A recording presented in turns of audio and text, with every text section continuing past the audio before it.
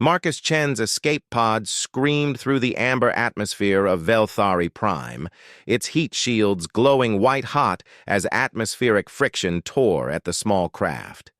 Warning klaxons blared in the cramped cockpit, while red emergency lights bathed everything in an ominous glow. The main engines of his exploration vessel, the Terra Nova, had failed catastrophically during a routine survey mission, forcing him to abandon ship in this uncharted system. The pod slammed into the crystalline sand dunes with bone-jarring force, throwing Marcus against his restraints before the craft rolled 3 times and came to rest against a cluster of towering translucent rock formations.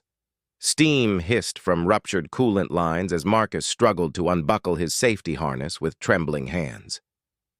Blood trickled down his forehead from where his head had struck the console, and his left shoulder throbbed with sharp, stabbing pain. Stumbling from the wreckage, Marcus found himself standing in an alien landscape that defied comprehension. The sky above burned with twin suns, one a brilliant white star, and the other a deep crimson giant that cast everything in dual shadows. Strange, spiral-shaped trees with metallic bark stretched toward the heavens, their leaves shimmering like mirrors in the strange light.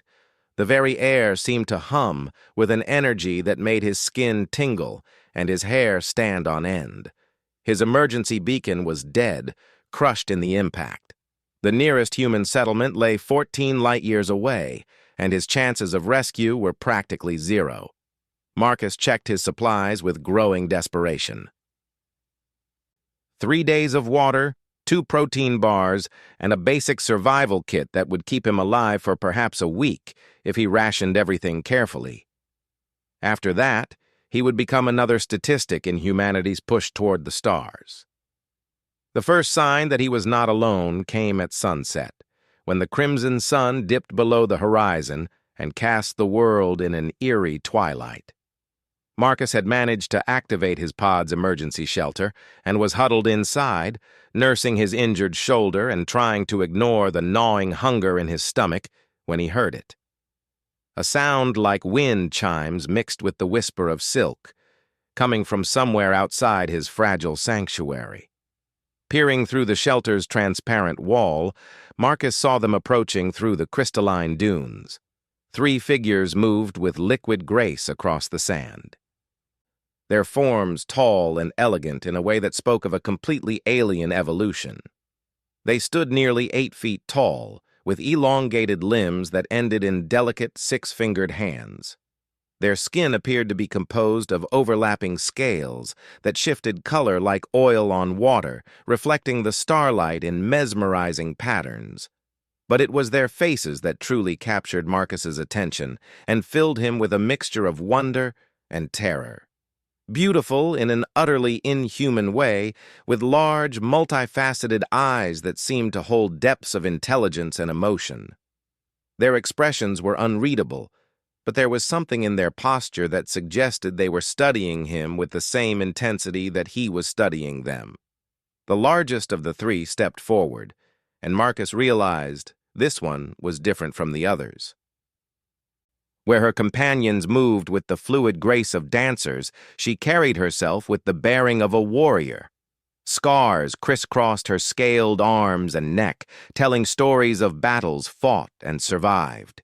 Her eyes, when they fixed on him through the shelter wall, held a coldness that reminded him of frost forming on glass at sunrise. She spoke then, and her voice was like music played on instruments that didn't exist on Earth. The words were incomprehensible, but the tone was clear enough. She was giving orders to her companions, who moved to flank Marcus's shelter with practiced efficiency. There was no escape, and his hand moved instinctively to the plasma pistol at his hip before stopping. 3 shots against 3 unknown aliens in their home territory. The mathematics of survival were not in his favor. The scarred female approached the shelter entrance and made a gesture with her 6-fingered hand. The barrier dissolved like morning mist, leaving Marcus exposed to the alien air and the piercing gaze of his captors. She studied him for a long moment, her head tilting in a curiously bird-like manner, before reaching down to help him to his feet. Her touch was surprisingly gentle, despite the obvious strength in her elongated fingers. She supported his injured shoulder with care that spoke of medical knowledge, examining his wounds with the practiced eye of someone who had tended to battle injuries before. When she spoke again, her tone had changed. Still incomprehensible, but softer somehow, almost soothing. Marcus found himself following her across the crystalline landscape, flanked by her two companions who maintained a respectful distance but never let him out of their sight. They moved through the night for what felt like hours, past formations of living crystal that pulsed with internal light and groves of those strange metallic trees that chimed softly in the alien breeze. Their destination was a settlement unlike anything in human architecture. Buildings that seemed to grow from the landscape itself, their walls flowing and organic in design. Bioluminescent panels provided soft lighting that pulsed in rhythm with some unheard heartbeat. Gardens filled with impossible flowers that moved and responded to their presence lined the pathways between structures. But it was the sound that drew Marcus's attention as they approached the central building. High-pitched calls and chirps that reminded him of earth birds, but with an intelligence behind them that was unmistakably sentient. The scarred female noticed his reaction, and her mouth curved in what might have been a smile. For the first time since his capture, her expression seemed to warm slightly. She led him inside the largest structure, through corridors lined with what appeared to be living artwork. Murals that shifted and changed as they passed, telling stories in moving pictures that Marcus longed to understand. The walls themselves seemed to breathe, expanding and contracting slightly, as if the building were a living organism. They emerged into a vast circular chamber with a domed ceiling that showed the night sky above. But Marcus's attention was immediately drawn to the center of the room, where a group of smaller figures huddled together on raised platforms that resembled oversized nests. Juveniles, he realized with a start. Children of the same species as his captors, but smaller, more fragile-looking, with scales that shimmered in softer pastels rather than the deep, rich colors of the adults. There were 6 of them, and they regarded Marcus with wide, curious eyes that held none of the wariness he had seen in the adults.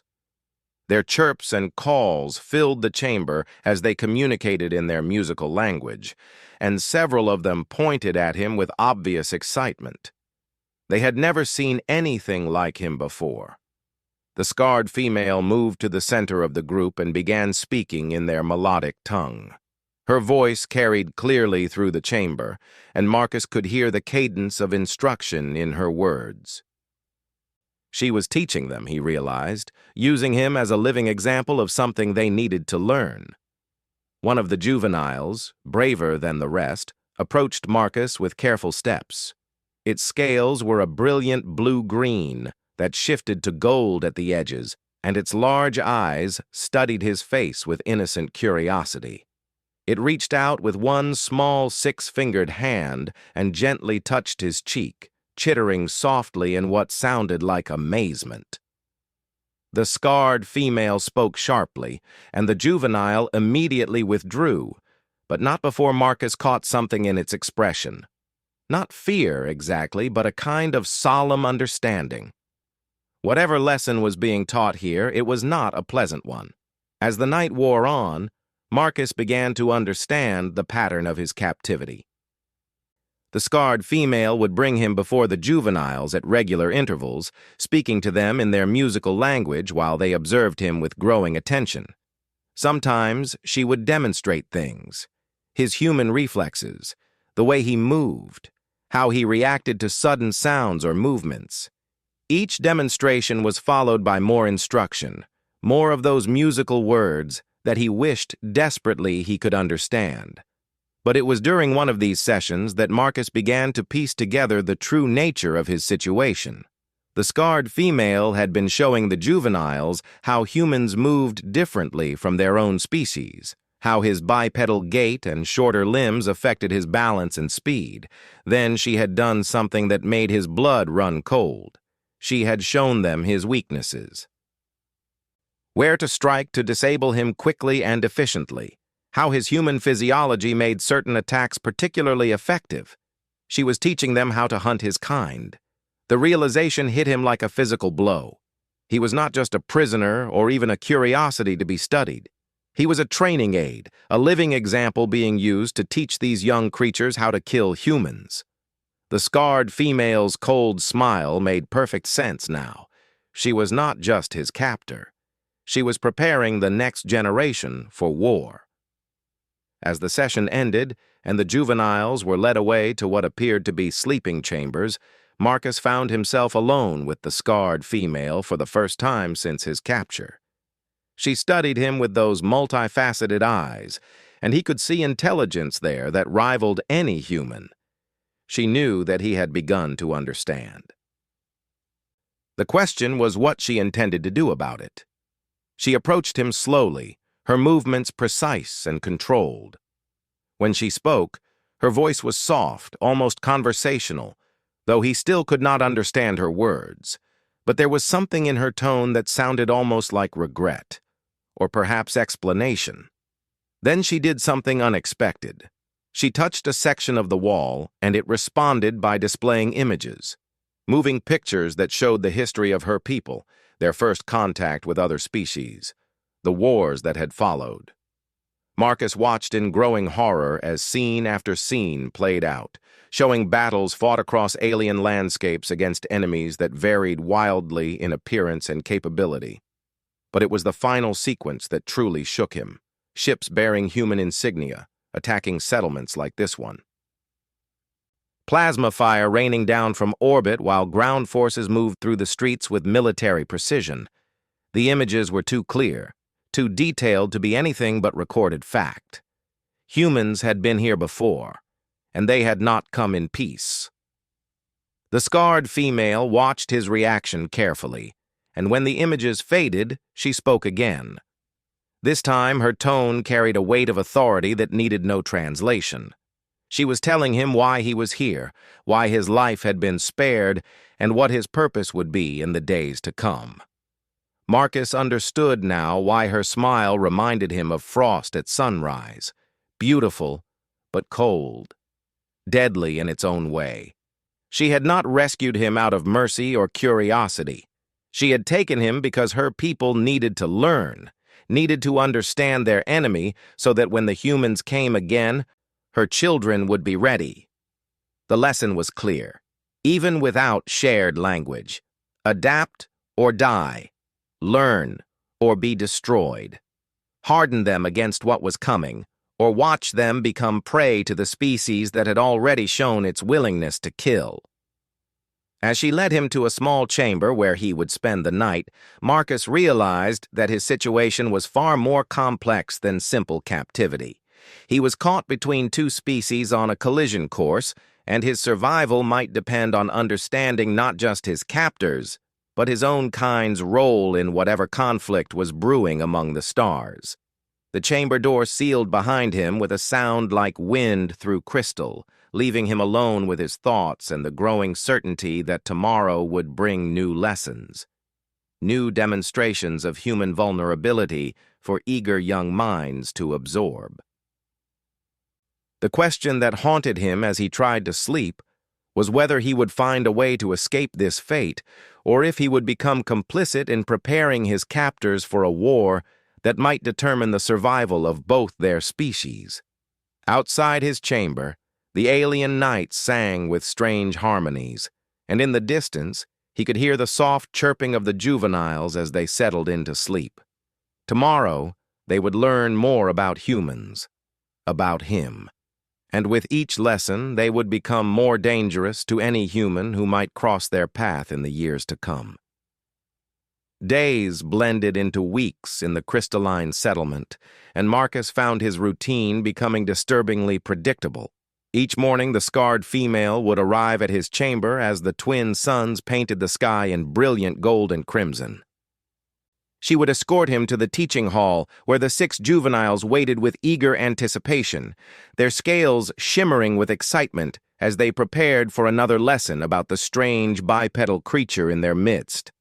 The lessons had evolved beyond simple observation. The scarred female, whom Marcus had begun thinking of as the instructor based on her obvious role, had started incorporating more complex scenarios into the training sessions. She would create mock battlefields using the chamber's living walls, which could reshape themselves to form terrain features, obstacles, and even moving targets. Marcus would be placed in these scenarios and expected to react as a human would in combat situations. Sometimes he was given primitive weapons, sometimes nothing at all. The juveniles would watch intently as he navigated the challenges, noting how his human reflexes and training influenced his choices. The instructor provided running commentary in their musical language, breaking down every action, every decision, every sign of weakness or strength. But something unexpected was happening. As the days passed, Marcus began to recognize patterns in their speech. Repeated words and phrases started to make sense through context and repetition. The juveniles were quick learners, but they were also naturally curious about their subject, often asking questions that the instructor would answer with patient detail.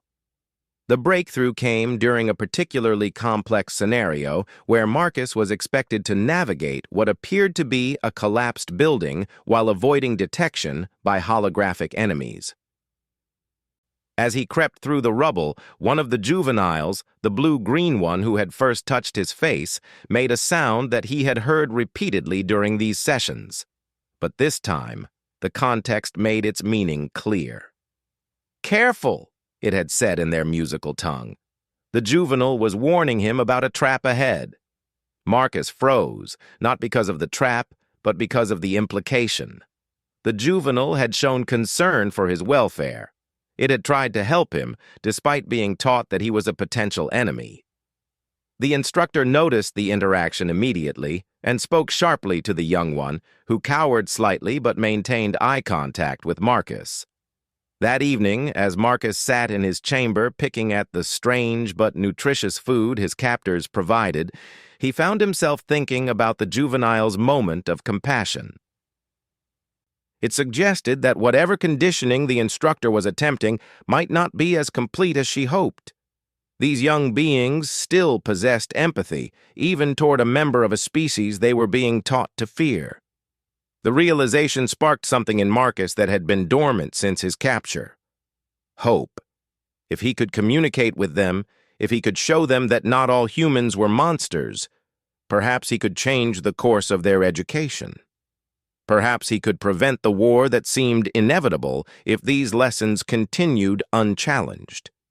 He began paying closer attention to their language during the daily sessions, focusing not just on individual words but on grammar and sentence structure. The musical quality of their speech followed patterns that reminded him of tonal languages from Earth, where pitch and rhythm carried meaning alongside the words themselves. Slowly, painstakingly, he began to build a basic understanding of their communication. The first time he responded to one of the instructor's commands in her own language, the effect was electric. The chamber fell completely silent, juveniles and instructor alike staring at him in shock. He had only managed a simple phrase, roughly equivalent to "I understand," but the impact was profound. The instructor's reaction was swift and decisive. Her scales darkened to deep purples and blacks, colors he had learned to associate with anger or threat.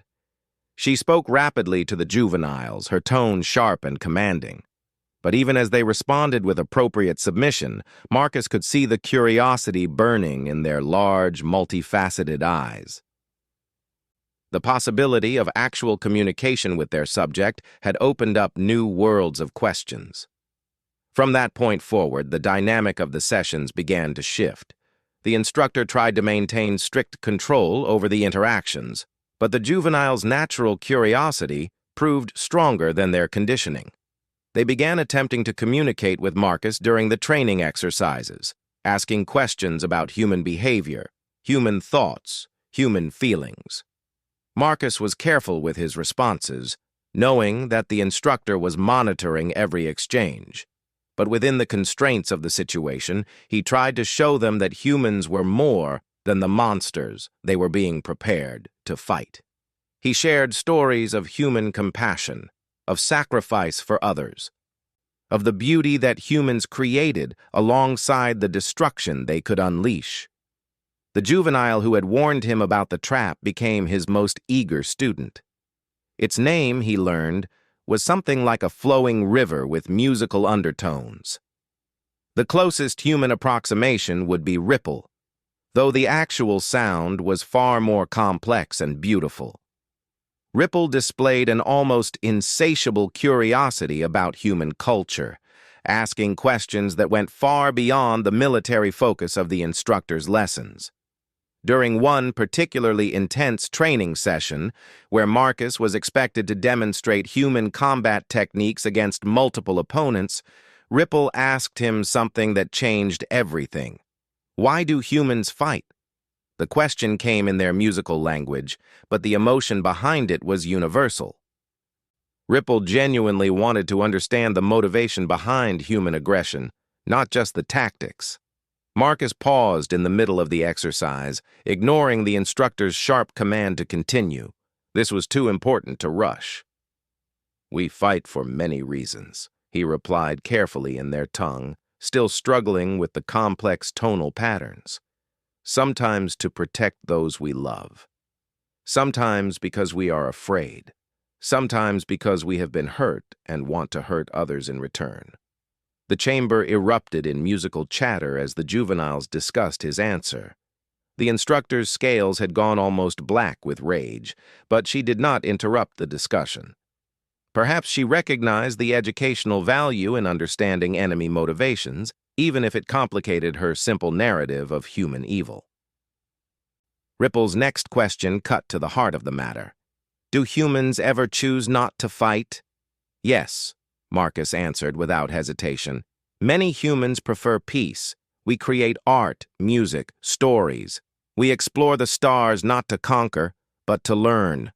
We build homes and raise families and laugh together." He gestured to the juveniles around him. "We care for our young, just as you do."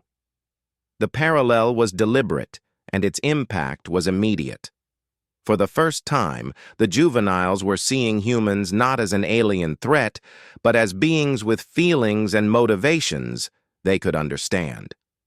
The instructor recognized the danger in this perspective shift and moved quickly to end the session. But the damage was done. Over the following days, the questions from the juveniles became more pointed, more challenging to the narrative they had been taught. They wanted to know about human families, human emotions, human dreams. They asked about human art and music, about what made humans happy or sad. Marcus answered as honestly as he could, always aware that the instructor was listening, always careful not to contradict her authority directly. But within those constraints, he painted a picture of humanity that was far more complex than the simple enemy she had presented. The turning point came during a night when Marcus was awakened by soft sounds outside his chamber. Peering through the crystal wall, he saw Ripple approaching alone, moving with the careful stealth of youth attempting to avoid adult supervision. The chamber's entrance dissolved at the young being's touch, and Ripple slipped inside. "I want to understand," Ripple said in carefully modulated tones. "The instructor shows us humans as enemies to be defeated, but you speak of humans who create beauty, who choose peace. Which is true?" Marcus sat up slowly, mindful of his injured shoulder, which still pained him despite the advanced medical treatments his captors had provided. "Both are true," he said carefully. "Humans are capable of great evil and great good, just as your people are, I imagine." Ripple's scales shimmered with what Marcus had learned to recognize as deep thought. "The instructor lost her clutch siblings in the first human attack," the juvenile said quietly.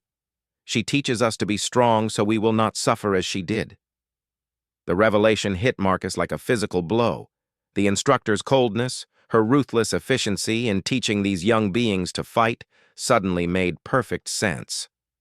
She was not motivated by hatred alone, but by love for these juveniles and terror that they might face the same fate as her lost family.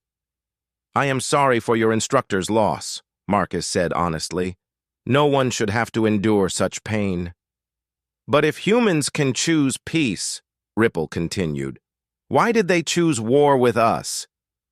It was the question Marcus had been dreading because he suspected he knew the answer. The images the instructor had shown him of human attacks suggested military operations, not random aggression, which meant the initial contact between their species had gone catastrophically wrong, possibly due to misunderstanding or fear on both sides. "Sometimes," he said carefully, "people make bad choices when they are afraid of what they do not understand." Ripple was quiet for a long moment, processing this answer. Then the juvenile asked the question that would change everything. "If you could speak to the humans who attacked us, what would you tell them?" Marcus thought about his own reaction upon seeing the scarred aliens approaching his crash site, his instinctive reach for his weapon, his assumption that they meant him harm. How easy it would have been for that first contact to end in violence if circumstances had been slightly different. "I would tell them that you are people, not monsters," he said finally. "That you love your young and grieve your dead. That you create beauty and seek knowledge. That you deserve to live free from fear, just as we do." Ripple's scales brightened to soft gold, a color Marcus had learned to associate with hope or happiness. "The instructor says humans cannot change, that they will always choose war over peace. But you have changed. You came here as our enemy, but now you speak as our friend." The simple truth in those words struck Marcus profoundly. He had changed during his captivity, growing from seeing his captors as alien threats to recognizing them as people with their own fears, hopes, and dreams. If he could change, perhaps others could as well.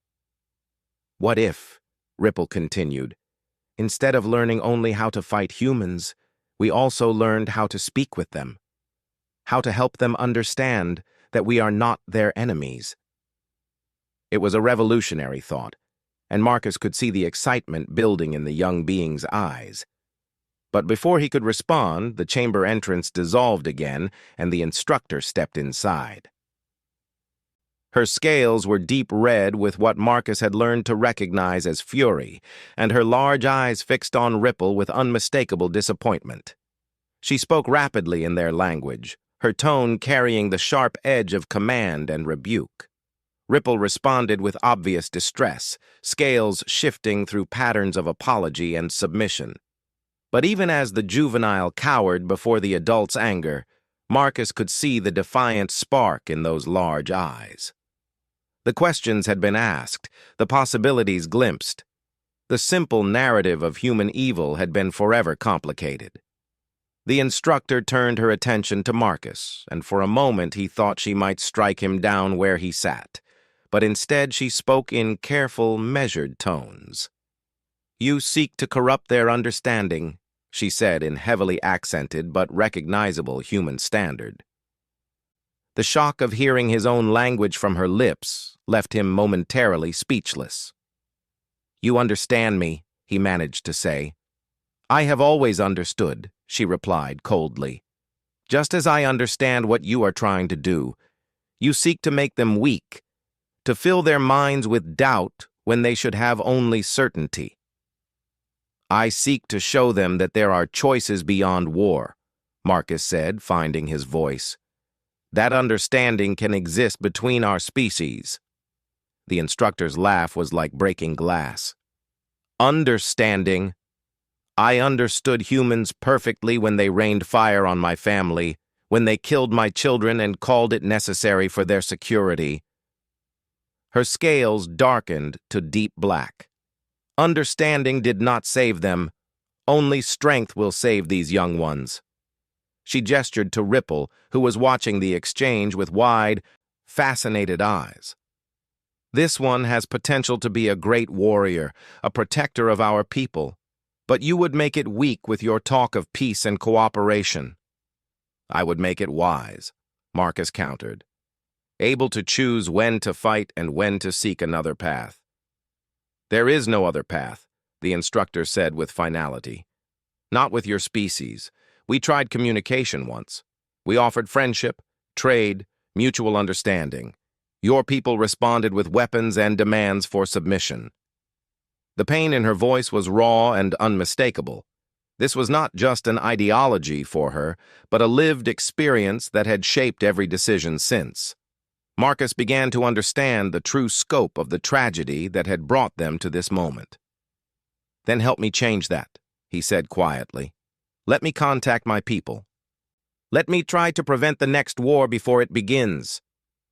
The instructor stared at him for a long moment, her expression unreadable. Then she turned to Ripple and spoke a single word in their language. The juvenile reluctantly left the chamber, casting a last glance at Marcus before disappearing into the corridor. You still do not understand, the instructor said when they were alone. The next war has already begun. Your people are coming, and when they arrive, they will bring death to this world as they have to so many others. My only choice is to prepare these young ones to survive what is coming. The weight of her words settled on Marcus like a physical burden. Somewhere in space, human ships were approaching this system. The peaceful exploration that had brought him here was about to become something much darker. And caught between the two forces were 6 young beings, who would either become the next generation of warriors or the next victims of a conflict neither side seemed able to prevent. The orbital sensors detected them 3 days later. Marcus was in the training hall with the juveniles when the instructor burst through the entrance, her scales flickering between colors so rapidly they seemed to strobe. She spoke rapidly to the other adults who had gathered, their musical voices rising in urgent harmony as information was shared and decisions made. Through the crystal ceiling, Marcus could see the night sky beginning to flicker with distant lights that moved in patterns too regular to be natural phenomena. Ships, human ships, just as the instructor had predicted. His throat went dry as he counted the lights. This was no exploration fleet. This was a battle group. Ripple approached him cautiously, the juvenile's scales pale with fear. They are your people, the young being asked in their shared language. Marcus nodded reluctantly. Yes, but I do not speak for them. They do not know I am here. Will they listen if you try to speak to them? It was the question Marcus had been asking himself since the moment the lights appeared.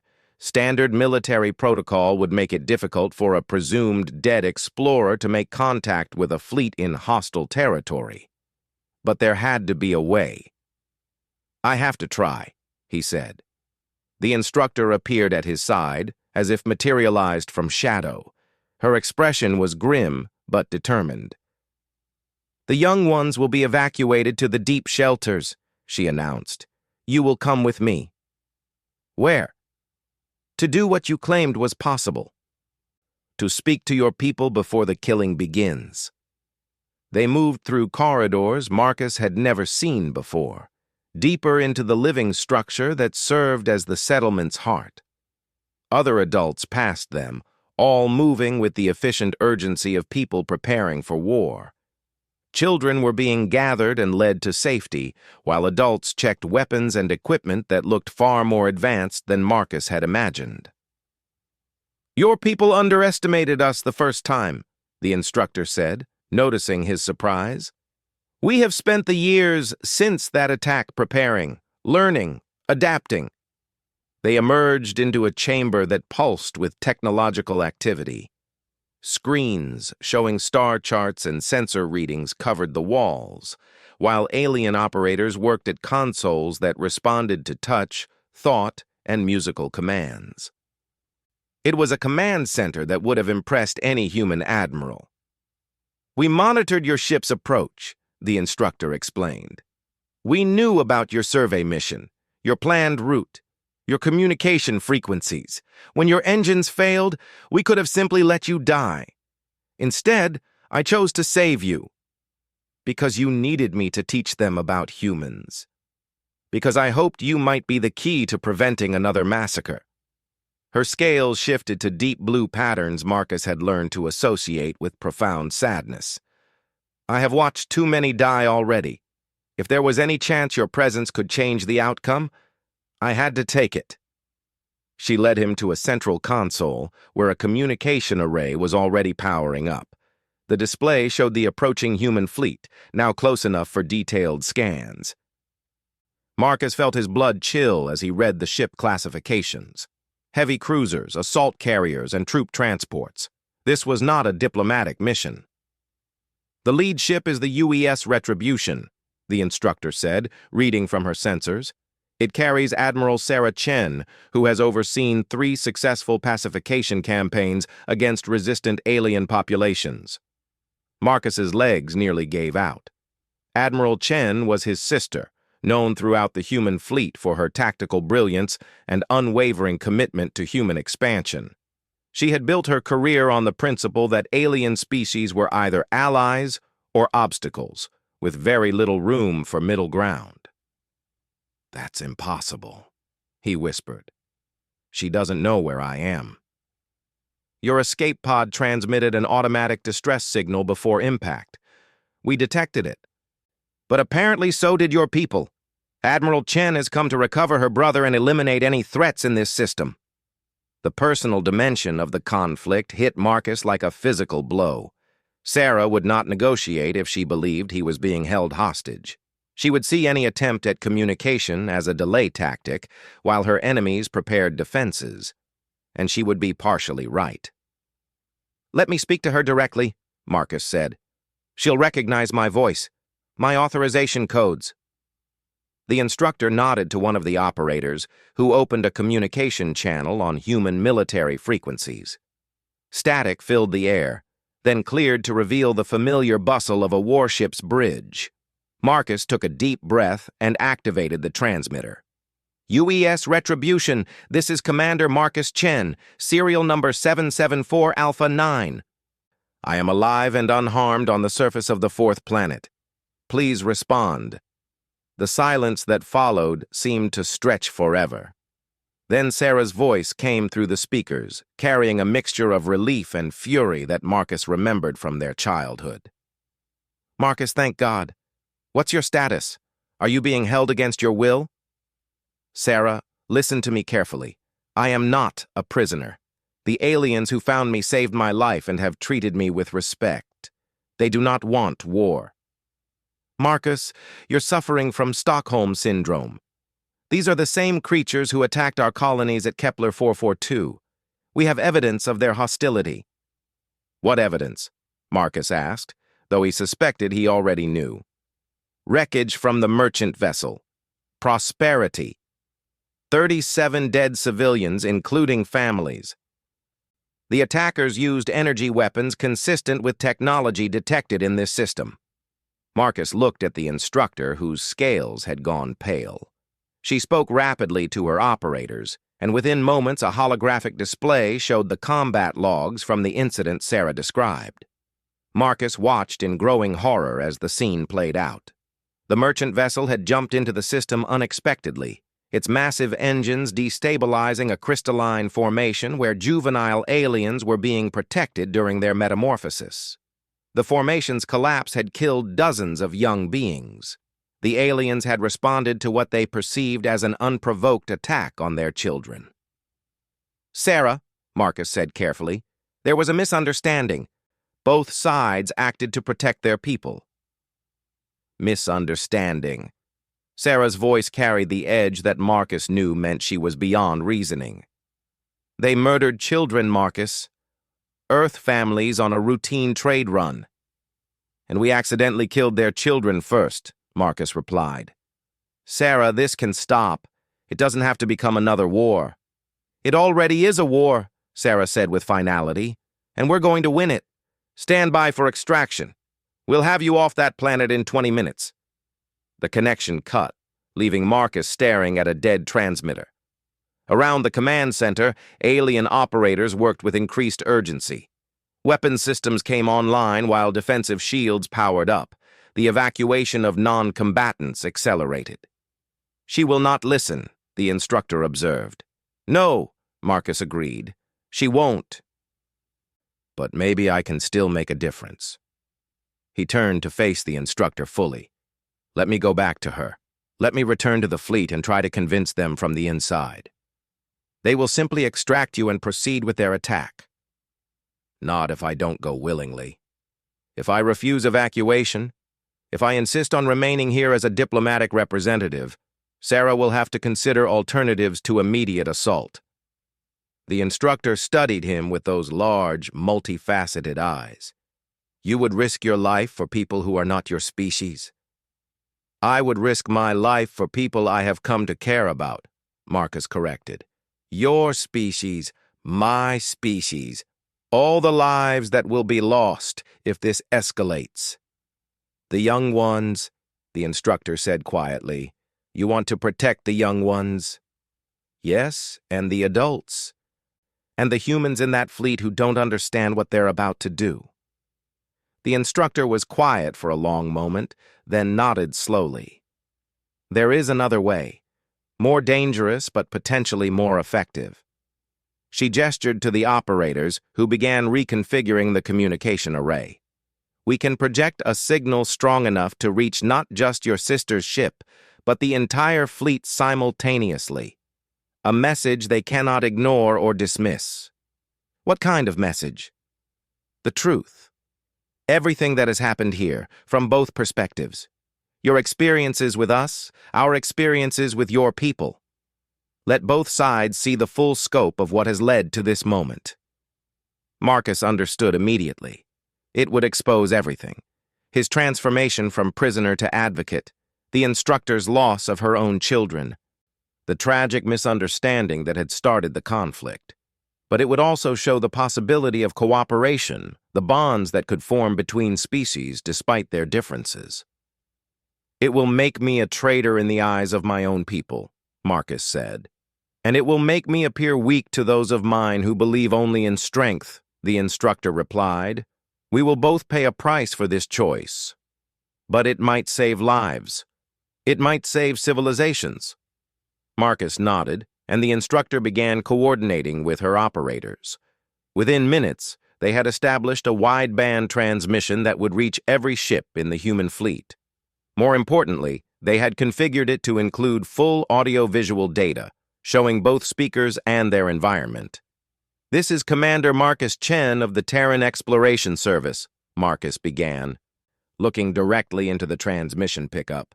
"I am speaking to you from the surface of Velthari Prime, in the company of beings who saved my life and have taught me more about courage and wisdom than I learned in 20 years of military service." He gestured to the instructor, who moved into the transmission field. "This is Ship Singer Velandra of the Velthari Collective. She lost her children in what we call the Kepler 442 incident. She could have let me die when my ship crashed. Instead, she rescued me and has spent weeks trying to prevent the very conflict that brings your ships here today." The transmission continued for nearly an hour. Marcus told the story of his capture and gradual understanding, while the instructor shared her people's perspective on the tragic first contact and its aftermath. They showed the juveniles learning not just how to fight humans, but how to understand them. They demonstrated the advanced but peaceful civilization that had developed on this world over thousands of years. Most importantly, they presented a choice. The human fleet could proceed with its attack and add another tragedy to the growing list of interspecies conflicts, or both sides could step back from the brink and begin the difficult work of building genuine understanding between their peoples. When the transmission ended, the command center fell silent. Everyone waited for a response from the human fleet, which remained ominously quiet for nearly 30 minutes. Then Sarah's voice came through the speakers, but she was no longer speaking only to Marcus. "This is Admiral Chen to all ships. Stand down from attack formation and assume defensive positions. Diplomatic protocols are now in effect."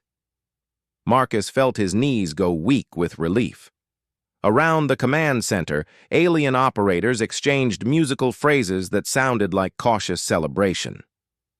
"Marcus," Sarah continued, "I'm sending a diplomatic shuttle to the surface. You and your companion will have 1 hour to present your case in person. But I want you to understand something. What you've done here makes you a traitor to everything we've sworn to protect." "No, Sarah," Marcus replied. "What I've done here makes me human in the best sense of that word. I've chosen understanding over fear, cooperation over conflict. If that makes me a traitor, then I'm proud to be one." The instructor placed a 6-fingered hand on his shoulder. "The young ones will want to meet the humans who come," she said. "Perhaps it is time for the next generation to begin healing what ours could not." Marcus nodded, thinking of Ripple and the other juveniles who had questioned the simple narrative of human evil. They would indeed want to meet Sarah's diplomatic team. And perhaps, in that meeting, the seeds of a better future could finally be planted. Outside, the lights in the sky had stopped moving in attack formations. Instead, they hung in space like distant stars, waiting to see what kind of galaxy their choices would create. For the first time since his crash landing on this alien world, Marcus allowed himself to believe that those choices might lead somewhere other than war. The instructor's smile, when it came, was no longer cold as frost at sunrise. It was warm as the first light of dawn on a world where 2 species had chosen hope over fear, understanding over hatred. The young would learn new lessons now. Not just how to fight and survive, but how to build bridges across the vast spaces between worlds, between peoples, between the infinite possibilities of what they could become together among the stars.